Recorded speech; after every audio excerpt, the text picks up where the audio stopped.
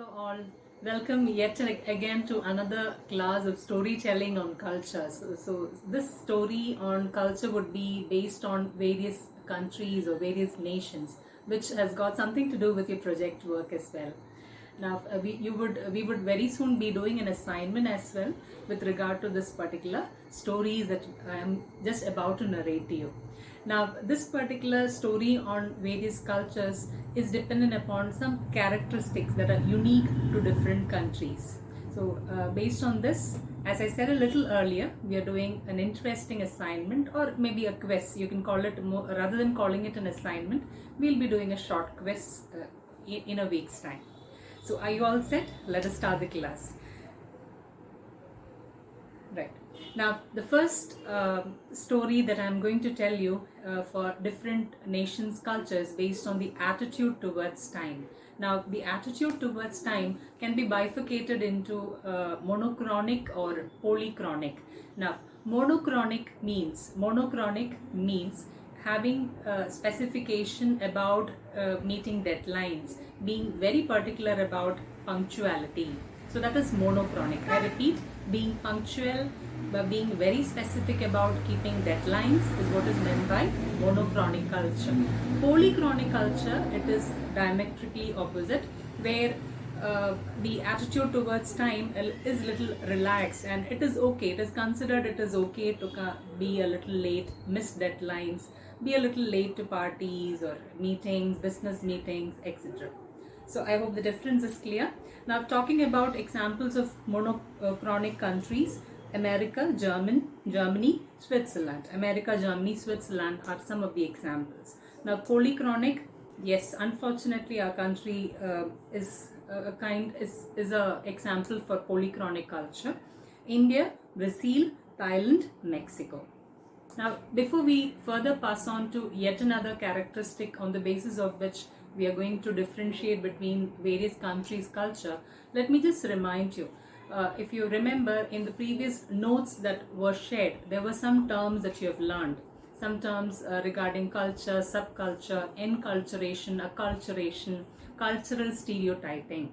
Now that is very, very important. So the last term that I just mentioned, cultural stereotyping, please be careful or cautious when you try to understand different nations' culture based on different characteristics. Now, although what you find on the monochronic are some set of examples, what you find on the polychronic are some set of examples, because that is considered typical to the country. But that doesn't mean that we should culturally stereotype every American or every German or every Indian on the basis of the kind of category they belong to. We as Indians, we are aware there are a lot many individuals who are strictly monochronic and who attach a lot of importance to time. So that holds good for any country for that matter. So let us be a little careful and cautious regarding that. So are we all set to move to the next characteristic? Right. The next characteristic, and which is an interesting characteristic I would like to share, is with regard to the language of space. Language. So what do you mean by this language of space? Now, before I tell you what is language of space, it is further bifurcated into unlimited space or limited space. And you can see unlimited space, Americans are considered having this sort of a, displaying this sort of a characteristic, whereas the Japanese are considered to be having limited space sort of a characteristic. Now, what is meant by unlimited space? Americans always prefer big houses, big offices. They are known to build large buildings. Everything is large, and they prefer large apartments. So that is what is meant by unlimited space. Whereas limited space, exactly opposite, diametrically opposite to Americans, is the Japanese, where they believe it is always better to have smaller spaces and have things arranged in a systematic way so that even a smaller space would be enough, more than enough. So that's language of space. Now, moving on to yet another very interesting story in terms of the characteristic of touch. Now, touch, it could be open or it could be conservative. So there are cultures which are open to touch. There are cultures which are averse to touch. Now here, this touch, this characteristic has got something to do with individuals whom they meet for the first time. We are not talking about people in the family, or we are not talking about somebody with whom they have been acquainted for a very long period of time. Now, language of touch. It means some strangers whom they have hardly met, or they have met once or twice. How comfortable are they with touching? Now, when you talk about these countries, Latin American countries or the Arab countries, they do have the culture of touching each other while talking, maybe even while they meet for the first time. Now, I'm sure you're aware that in Arab culture, hugging is part of Arab culture, hugging 3 times. So then that could happen even to a stranger when they're meeting them for the first time, and this happens even in business meetings. Whereas, unlike these cultures, the Japanese culture, Japanese are quite averse to touching. They prefer to maintain a lot of distance while talking to somebody whom they're not all that acquainted with. So that's language of touch. I hope it's clear. Now, the next language or the characteristic we are going to see is language of friendship. Now, language of friendship, according to experts or anthropologists, what they say is Americans are, they tend to have short-term relationships. They're very quick at making friends, but then they tend to have short-term friendships, which end very soon. Unlike some of the other countries like India, especially Asian countries, where long-term friendships are always valued and attach a lot of importance, which means in India, I'm sure you would have heard your elders advise you that you must be very careful while you choose your friend. Take time to think upon, understand the person better before you consider him or her to be your best friend. So once somebody is a friend, that friendship is supposed to be for a long term, or it is supposed to be eternal. So that's the difference in friendship, how friendship is viewed, or what is the perspective of friendship in different cultures. Now, again, I just remind you about the concept of cultural stereotyping. We shouldn't make that mistake, and it would be wrong to say all Americans are so. But then it is interesting to note it is an American anthropologist called Edward Hall who had identified as a result of the study that Americans fall into this particular category and few other countries fall into the other category. Now let's move to the next characteristic. Language of agreement. Now, language of agreement, first let me tell you what it is. Now, there are countries or there are cultures where they believe this agreement has to be foolproof and it has to be written so that it will have what is the use of having a written agreement? So when there is an insistence on having it written, what happens? What is the importance when it is a written document, unlike an oral agreement somebody is having? I hope you are aware of the difference. Yes, in code of law, when it is a written document signed by both the parties, that is what is considered to be evidence rather than an oral agreement. Oral agreement comes into value only when there are enough witness who is there to witness for the other party. So now, written agreements are attached a lot of importance in American culture, unlike the Japanese culture, where oral agreements are considered to be more than enough, because they believe rather than a sheet of paper on which terms and conditions are written, ethics, integrity should actually do the work. So where the other person is considered trustworthy rather than a sheet of paper where both the parties are going to sign. So they feel it is always better to have verbal agreements, and they are more than sure or more than convinced that the other individual is going to keep their word. Hence, they do not have more of legal processes happening. And let me just share statistics with you regarding the number of lawyers. So per 1 lakh individual, 1 lakh population, as per the statistics, it says in America there are more than 300 plus, around 329 lawyers per 1 lakh of population. Unlike the Japanese, unlike in Japan, where it is for 1 lakh population, it is just 23 lawyers. So that itself shows the importance given to legal proceedings in both these countries.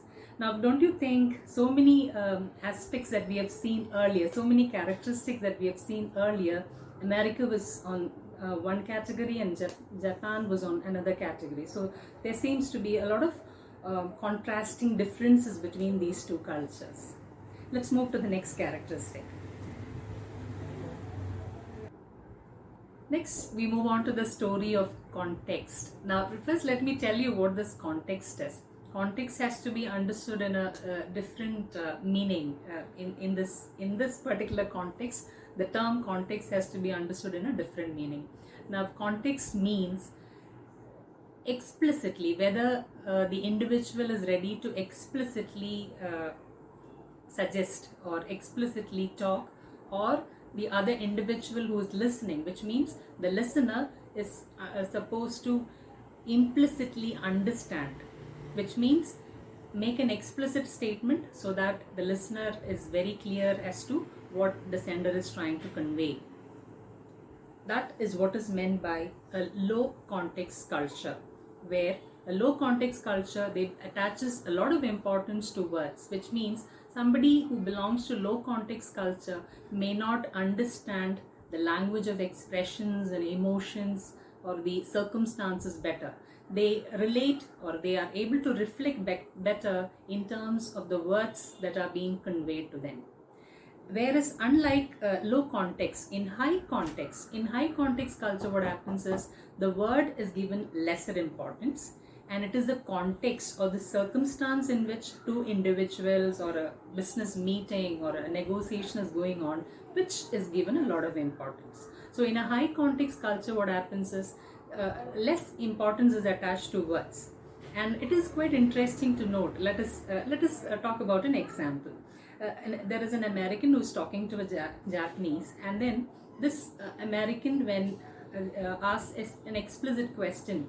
So this is, I understand it is a short deadline within which you will have to undertake your task, complete your task. I hope you're all right with it. A Japanese or a Chinese would not do it, would just nod as if in agreement, where the American thinks it is comfortable for the Japanese or the Chinese to finish the task within that particular deadline, whereas that may not be the case. It is because the other individual is not able to say an explicit no. He has just nodded. So somebody in the same culture would have immediately understood that language of expression better. So I hope the difference is clear. Low context, high context.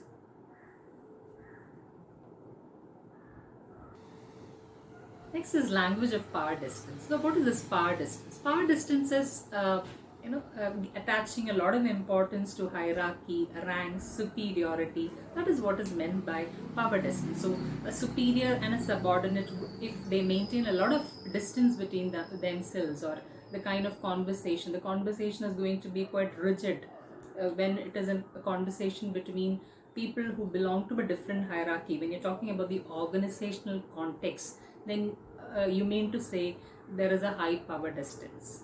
Unlike it is unlike in low power distance, where two individuals, although there is a lot of difference in the rank or hierarchy, they communicate to each other quite frankly, quite openly.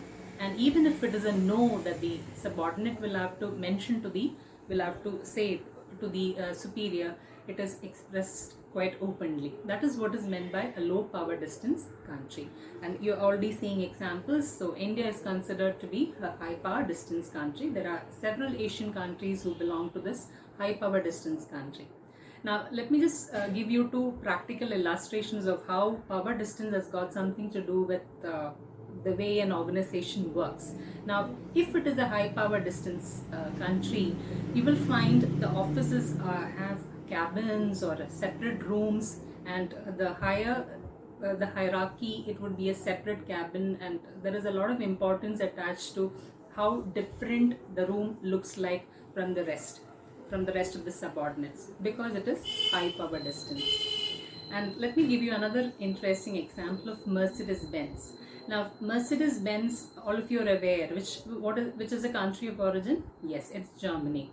Now, the purpose, the actual reason behind Mercedes-Benz models, various models of Mercedes-Benz, was the country of origin, Germany, had highlighted on its special functionalities, superior technical performance in terms of higher performance, better technicality, the stability of the vehicle being emphasized upon. That is how it is marketed in the German market, which is the country of origin.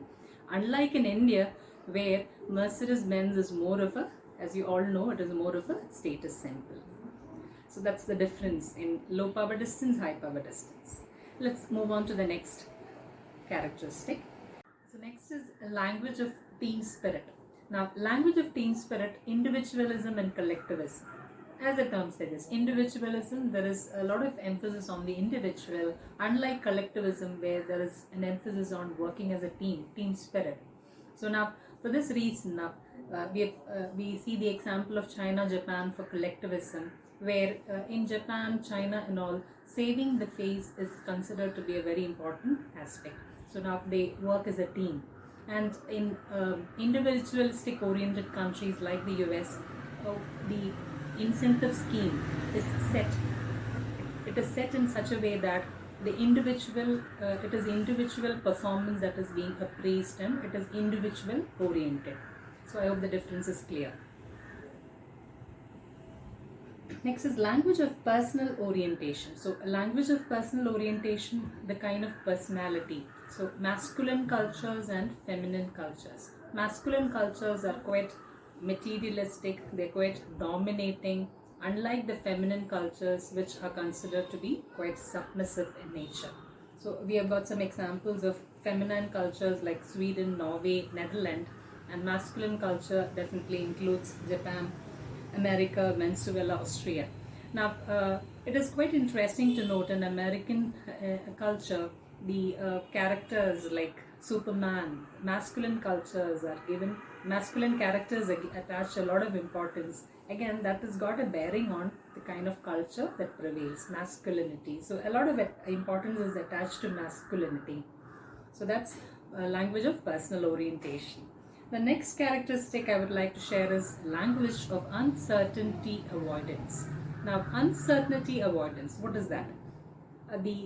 How averse are they to uncertainty? So when there is high uncertainty avoidance, it means they are more prone to avoiding uncertainty. So high uncertainty avoidance. Now this is based on a survey where a survey was conducted to identify the top 10 high uncertainty avoidance countries, which means they don't take uncertainty at all, they don't take a risk at all, or they consider risk to be they're risk averse. So now Greece, Portugal, Guatemala are some of the examples, whereas another set of list of 10 countries with low uncertainty avoidance where they are willing to take risk, they consider it to be a challenge. It includes Singapore, Jamaica, Denmark, Sweden, and let me tell you, I'm sure you're curious to know where India has marked its presence, and India definitely comes in low uncertainty avoidance, but then at a later rank, it has got the 8th rank, and the score they have got is 44. India has got is 44. So that's uncertainty avoidance. Next is orientation. Long-term orientation, short-term orientation. We have just had this discussion in terms of friendship. So the same aspect holds good here. Long-term orientation includes countries like China, Korea, Japan, Vietnamese. Whether it is friendship or a business relationship, they attach a lot of importance to long-term orientation, sustaining the relationship in the long run. Unlike short-term oriented culture where it is, they are looking for immediate gains or short-term gains. And these are some of the examples of short-term culture. Next, language of values, universalistic and particularistic. Universalistic includes, where they believe there is a set of norms or rules to be abided by. It has to hold good under all conditions. It is universal in nature despite the changes in circumstances. Unlike particularistic culture where changes can be made based on the circumstance. That is what is particularistic culture. So where I'll give you an example of time itself, time management or some task that needs to be completed. Somebody gives an assurance it would be completed at that particular on a particular date at a particular point of time. So if it is universalistic culture, let us say that individual got into a contingency. Universalistic culture says it has to be done because it was a promise and assurance made.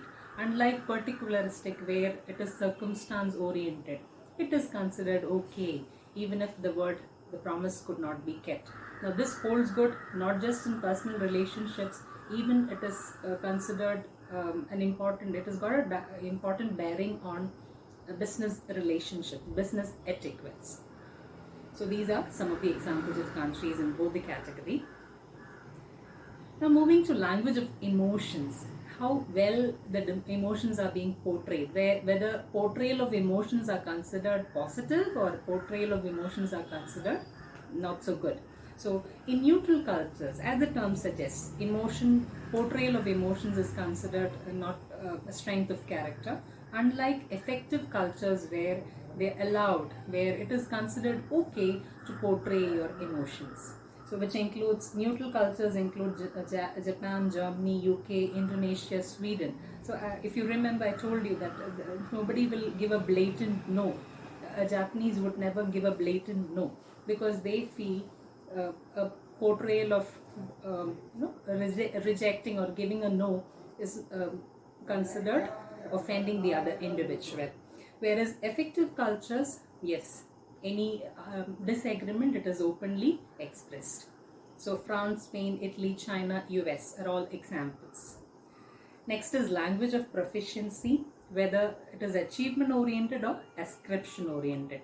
Now to explain this, I'm going to take a HR aspect, the HR aspect of promotion. Now promotion could either be performance based or it could be based on seniority. Nowadays most of the corporate adopts what is called performance based appraisal, and based on the appraisal results promotions are given. But if it is an achievement and ascription, a promotion could be, if it is an achievement, promotion is definitely based on performance, whereas in ascription, promotion would be based on the seniority of the individual. So the seniority, how senior the individual is, the wisdom is connected with age. Unlike in achievement where wisdom, excellence is connected with what the individual has been able to perform and excel in a particular sphere.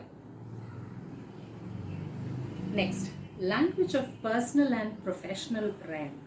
In this, specific and diffuse. Now, specific means where the personal and the professional sphere are kept distinct.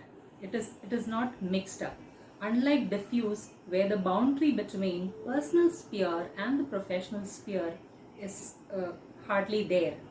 So it is only a thin boundary that exists, which means I'll give you an example. So there is this interesting story of a French employee who was working in Disneyland Paris. Remember the story that we had seen in the last class? So Disneyland Paris, a French employee, as per the policy of Disneyland, they are issued free passes. Making use of the free passes, even the family or relatives could come make a visit to the park. But that French employee, despite working there for a very long period of time, never made use of this pass system that was available, which was a privilege available to all employees. Again, that is part of culture because they prefer to keep profession and personal sphere quite distinct and separate. So these are examples. Specific cultures: US, UK, France, Sweden, Germany. Diffuse: China, Hungary, Russia, Italy, Japan, Spain, India, and the UAE.